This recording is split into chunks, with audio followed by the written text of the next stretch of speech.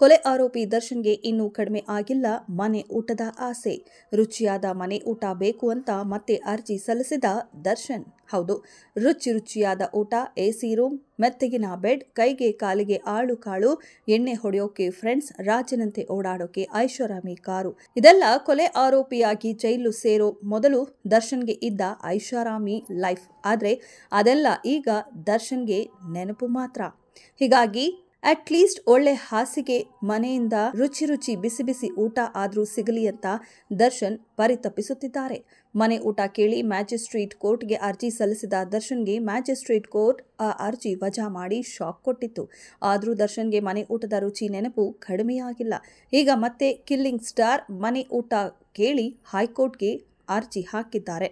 ಇನ್ನು ಕೊಲೆ ಕೇಸ್ನಲ್ಲಿ ಸೆಂಟ್ರಲ್ ಜೈಲ್ ಸೆಲೆಬ್ರಿಟಿ ಆಗಿರೋ ದರ್ಶನ್ ಬಗ್ಗೆ ಇತ್ತೀಚೆಗೆ ಒಂದು ವಿಷಯ ಚರ್ಚೆ ಆಗುತ್ತಿದೆ. ಅದು ಜೈಲಿನಿಂದ ಹೊರ ಬಂದ ಮೇಲೆ ದರ್ಶನ್ ರಾಜಕೀಯಕ್ಕೆ ಬರ್ತಾರೆ ಅನ್ನೋದು.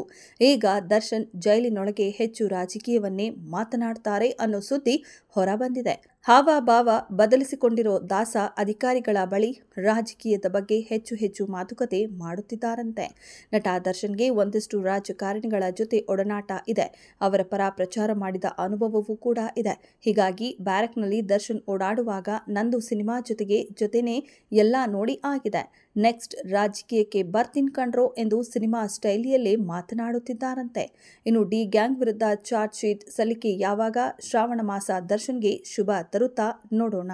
ರೇಣುಕಾಸ್ವಾಮಿ ಕೊಲೆ ಸಂಬಂಧ ಚಾರ್ಜ್ ಶೀಟ್ ಸಲ್ಲಿಕೆಗೆ ದರ್ಶನ್ ಅಂಡ್ ಟೀಮ್ ಕಾದು ಕುಳಿತಿದೆ. ಚಾರ್ಜ್ ಶೀಟ್ ಬರುತ್ತಿದ್ದಂತೆ ಅದನ್ನ ಸ್ಟಡಿ ಮಾಡಿ ಬೇಲ್ಗೆ ಅಪ್ಲೈ ಮಾಡೋದು ದರ್ಶನ್ ಪ್ಲಾನ್. ಆದರೆ ದರ್ಶನ್ ಜೈಲು ಸೇರಿ 40 ದಿನ ಆಯ್ತು. ಇನ್ನು ಚಾರ್ಜ್ ಶೀಟ್ ಮಾತ್ರ ಸಲ್ಲಿಸಿಲ್ಲ.